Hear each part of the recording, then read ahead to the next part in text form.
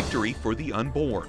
The Supreme Court rules in favor of pro-life centers in California in their fight against a state law. Life won today! We have reaction. Travel ban update. The justices also rule in favor of the Trump administration in its fight to restrict travel from several Muslim-majority countries. The Pope and the President. The Holy Father meets France's leader at the Vatican. Why their discussion went longer than expected. And not the usual song and dance. Catholic nuns serenade visitors at one of Detroit's most iconic buildings. On EWTN News Nightly for Tuesday, June 26, 2018.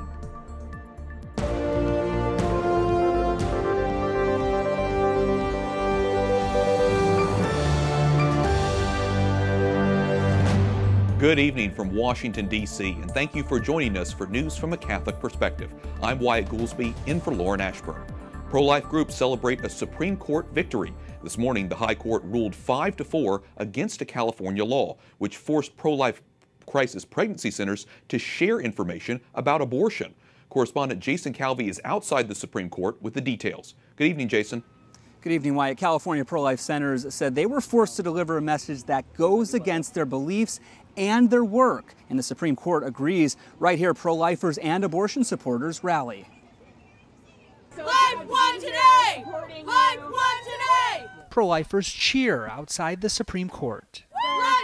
To know that for the last 3 years they've been having to advocate for free abortion in my home state is shocking. It's horrifying, and I'm so excited for the victory today. California forced licensed crisis pregnancy centers to tell clients about state-provided free or low-cost birth control and abortion. Justice Clarence Thomas writes for the majority, California cannot co-opt the licensed facilities to deliver its message for it. That's what the National Institute of Family and Life Advocates wanted to hear.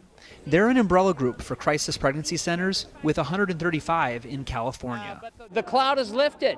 The cloud is lifted. They've been operating for 3 years now under this tremendous burdensome cloud of government possibly walking in, demanding that they put up signs, and if they don't, fine them and close them down. They're free. Today is free. Freedom. NARAL Pro-Choice California was a prime sponsor of the law. The abortion group claims pro-life crisis pregnancy centers misled women about their options. Can you tell us about your sign today? How come you won't tell us what you're doing here? Want to tell us about your shirt? None of our purple shirts are going to give interviews. NARAL supporters rallying at the Supreme Court are mum. We're not giving any interviews, sorry. Today's ruling sends the case back down to the lower courts with a message that California cannot force pro-life centers to speak the government's message. The ruling also casts doubts on similar laws in Hawaii and Illinois. Wyatt? Jason, the U.S. bishops have been following this case closely. They even filed a friend of the court brief on this case. What is their response to today's ruling? Well, pro-life chairman Cardinal Dolan calls it an important victory and will provide protection in the future from states who may want to force other pro-life pregnancy resource centers to speak the government's message. This is a clear message from the Supreme Court today that that can't happen. Correspondent Jason Calvi reporting from the Supreme Court. Thanks, Jason. In another 5-4 ruling, the Supreme Court upholds the president's controversial travel ban. Lower court said it discriminates against Muslims and went beyond executive authority. But President Trump calls today's decision a tremendous victory for the American people. White House correspondent Mark Irons reports. Good evening, Mark. Good evening, Wyatt. A dissenting Supreme Court Justice Sonia Sotomayor said today's ruling denies countless individuals the fundamental right of religious liberty. But over here at the White House, the president calls it a moment of profound vindication. He hails it as a victory for national security. This is a great victory for our Constitution. We have to be tough, and we have to be safe, and we have to be secure. The president quick to tweet his initial response after the narrow 5-4 High Court decision came down. Supreme Court upholds Trump travel ban. Wow. In a White House statement, he adds, in this era of worldwide terrorism and extremist movements bent on harming innocent civilians, we must properly vet those coming into our country. The president's travel ban applies to people from 5 countries with Muslim-majority populations: Iran, Libya, Somalia, Syria, and Yemen. But it also blocks travelers from North Korea and some Venezuelan government officials and their families. The Supreme Court decision upholds the policy has a legitimate grounding in national security concerns. But a dissenting justice wrote that history will not look kindly on the court's misguided decision, and protesters outside used stronger words. We know that they're inhumane. We know that they're racist. We know that they're discriminatory. When Muslims are under attack, what do we do? Stand up, fight back! The president says it's all about the security of Americans. But Farhana Kara, the executive director of Muslim Advocates, says the commander-in-chief is engaging in religious discrimination and the decision will hurt Americans. It's going to impact American families, Yemeni, Iranian, Somalian, Libyan American families who now will not be able to have their family members visit, to attend weddings, funerals, graduations. So this is a disturbing decision. Chief Justice John Roberts wrote the majority opinion for the 5 justices who support the ban, but he included an interesting line saying, quote, "We express no view on the soundness of the policy." Today, Catholic Relief Services is also reacting. An official says people seeking refuge in the U.S. are victims of the same terrorists that Americans are trying to fight. Wyatt? White House correspondent Mark Irons reporting. Thanks, Mark. Joining me for analysis on today's Supreme Court decisions is Jeremy Dice, Deputy General Counsel at First Liberty, a legal organization dedicated exclusively to protecting religious liberty for all Americans. Jeremy, welcome to the program. Thanks for having me. The justices, we'll start first with the travel ban. The justices upheld the president's travel ban, citing national security concerns. Do you think this opens the door for stricter immigration policy, whether it's Trump or future presidents?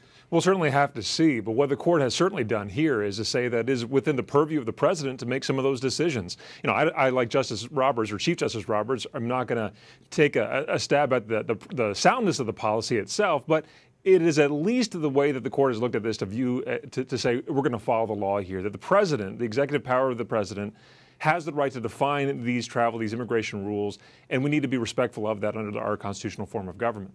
Okay, so we'll be following this case, of course, throughout our program as this develops in the next coming months. I want to switch over to our pro-life case that we've been covering today because many have been calling this a victory for faith-based crisis pregnancy centers. This decision sort of coupled free speech as opposed to conscious rights. In the end, which argument do you think really won out and got the justice's attention? Well, if you look at Justice Thomas's opinion, it's very clear that he was looking at it from a speech perspective, saying that this is a ban against speech, and not only speech, but against the person trying to do the speaking of that. We filed a friend of the court brief in this matter as well to remind the court that no one should be compelled to speak a message by the government, that if speech is going to be free, it has to be free for the people to both say what they wish to say and not say what they don't want to say. And I think what the court has done today is rightly upheld that fundamental right of the First Amendment. But I think you also saw marks of conscience in there as well. Justice Kennedy's concurring opinion was very clear on that point as well, that conscience is to be respected. Whether or not you have the same opinion, whether or not the government has the same opinion as you do, it's not the place of the government, in this case the state of California, to tell people what you have to speak, what you have to believe. That's something that is forbidden by the First Amendment. How do you think this decision today could affect other court challenges like in states like Hawaii or Illinois? Well, I think that's going to take some time to figure that all out, of course, as this whittles its way down back into the lower court system. But what I do know is this, is that the important principle that's been upheld here is that speech can only be free when the speaker is free to speak. And to speak what they believe or don't believe. And I think that's going to have broad implications, not just simply within the pregnancy care center world. Of course, that's going to be the immediate and beneficial aspect of that right now. But I think also in other aspects where there may be business owners or nonprofits that are being compelled to speak a message with which they disagree. I think today's ruling by the Supreme Court is an important one to make sure that no one is forced to speak a message with which they disagree. These rulings really help the president in terms of making good on his campaign promises, tougher stand on immigration, support for pro-life movement. How do you think this sort of energizes the base now coming into midterms? Well, certainly with the immigration policy that's been upheld, that was President Trump's, but also on this pro-life measure, this free speech measure, the president has been very outspoken on both of those measures and has taken a lot of steps to make sure that people of faith are protected. You look at the Department of Justice and the programs that they've put into place, the executive memo on religious liberty, the executive order on religious liberty in the United States, whether it's the president himself or his Department of Justice or within the courts now itself as well. I think what we're seeing is a marked departure from what we've seen in the past 8 years, where we now have a president that is committed to protecting the free speech and conscience rights of its citizens.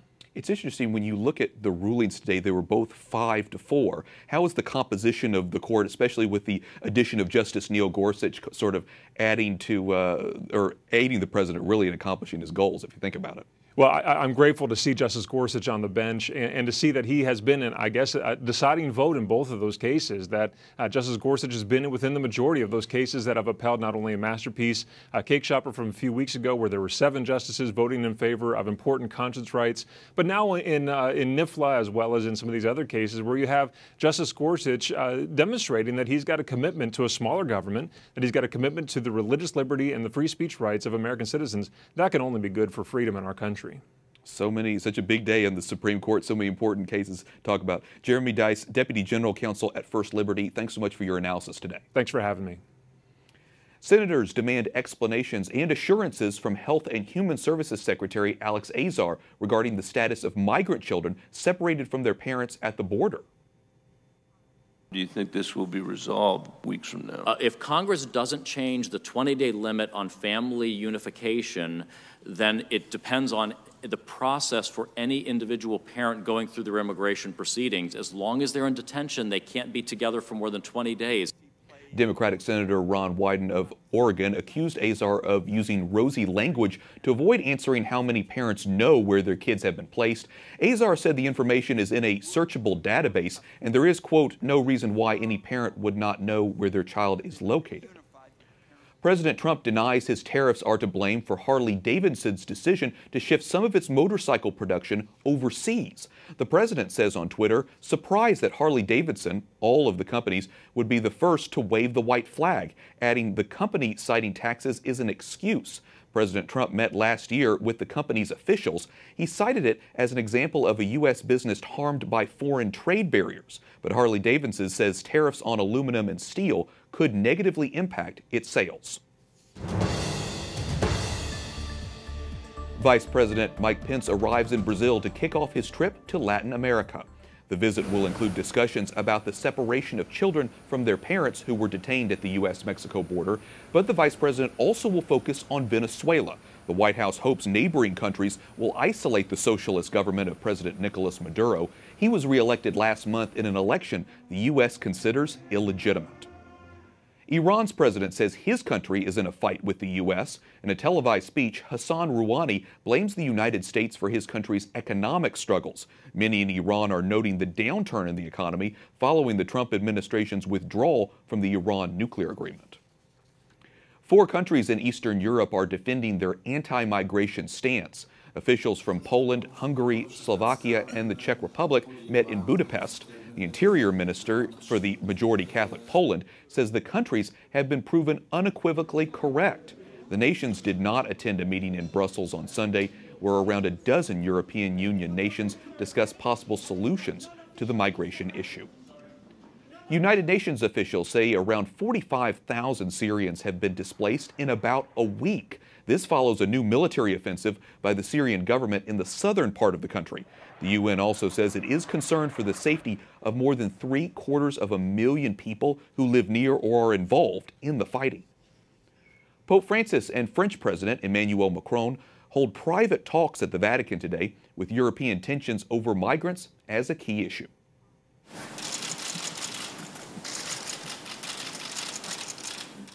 The two exchanged gifts. The Pope gave Macron a Medal of St. Martin of Tours, and the French president gave him a 1949 edition of a novel by a Catholic writer. After the meeting, which lasted longer than expected, Macron put a hand on Francis' shoulder and kissed him. The Holy Father reciprocated the warmth, shaking the French leader's hand as they departed. For more on the meeting, we go to Vatican correspondent Juliet Lindley, who joins us from Rome. Juliet, the two leaders met for almost 1 hour in the Apostolic Palace's library. What was the atmosphere like, and what were the talks focused on? Wyatt, the meeting lasted twice as long as Pope Francis's meeting with President Trump a year ago. And it was even longer than the meeting with then-President Barack Obama in 2014. And France's controversial bioethics law was the focus of the talks, what changes could be made in accordance with the teachings of the Church.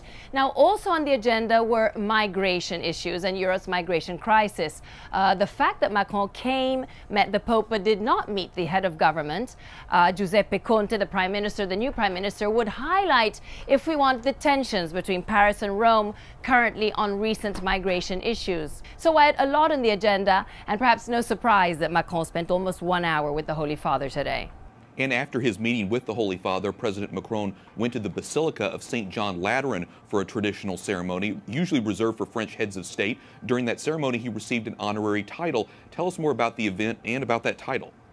Why, the title is first and only honorary canon of the Archbasilica of St. John Lateran, which is the Pope's cathedral here in Rome, as you know. And it's a medieval tradition. It dates back to the French king Louis XI in 1482, and especially from the time of King Henry IV in the late 1500s. Most recently, it was renewed in the 50s. Now, some former presidents of France have received the title, but others have declined, and that would include Macron's predecessor, French President François Hollande, who is a self-declared atheist. Now, in spite of France's secular history since the 1789 French Revolution, in receiving the title, Macron actually chose to continue this centuries-long tradition.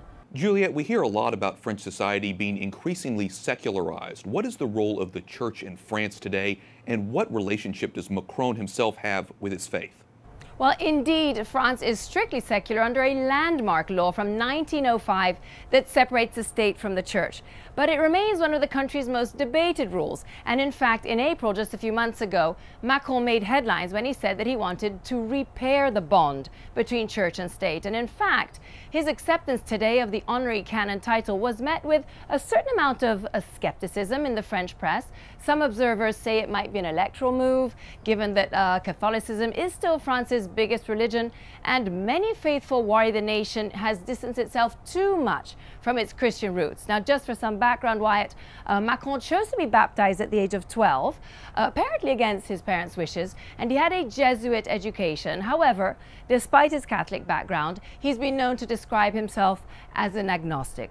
Well, it's so interesting to hear about all the tradition there at the Vatican as well as society in France right now as it relates to Catholicism. Juliet Lindley, EWTN News Nightly Vatican correspondent. Thanks so much for telling us about it. Thank you, Wyatt.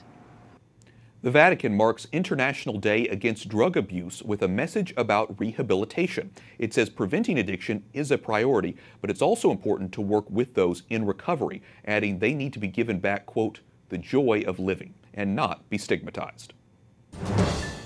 Coming up, why Britain's exit from the European Union is one step closer, and a historic and solemn moment for Prince William in Jerusalem.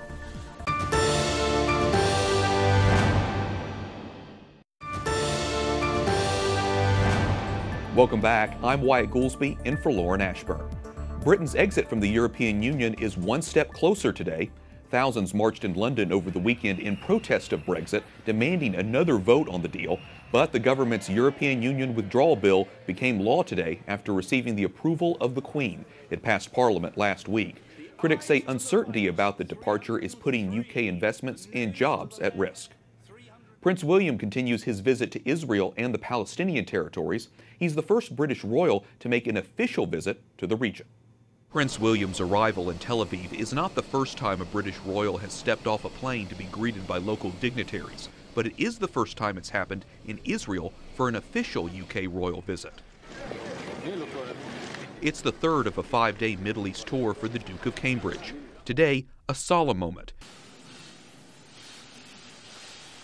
as the 36-year-old prince laid a wreath at Yad Vashem Holocaust Memorial in Jerusalem.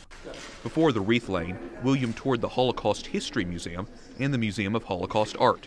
There, the Duke met 2 survivors who escaped Nazi Germany for the safety of Britain. It was an opportunity to me to thank Britain in all its aspects for saving my life, which is effectively what they did. Prince William also met with Israeli Prime Minister Benjamin Netanyahu and his wife Sarah while in Jerusalem. You must be very, very proud of your great-grandmother. They introduced him to the descendants of 2 Holocaust survivors who were saved by Prince William's great-grandmother. I had a very moving tour around Yad Vashem this morning, which really taught me quite a lot more than I thought I already knew about the true horrors of what happened to the Jews over the war. William telling Israel's president he hopes peace can be achieved in the region. The Duke's visit is not officially a political one. But after meeting with the head of state in Israel, he plans to meet with the Palestinian president, Mahmoud Abbas. Prince William has 2 more days in the Middle East. He mentioned he's looking forward to his visit to the Old City in Jerusalem Thursday to learn more about the culture. Up next, we have an update on the money promised to Christians in the Middle East. And a group of nuns perform an impromptu concert at an iconic building in Detroit.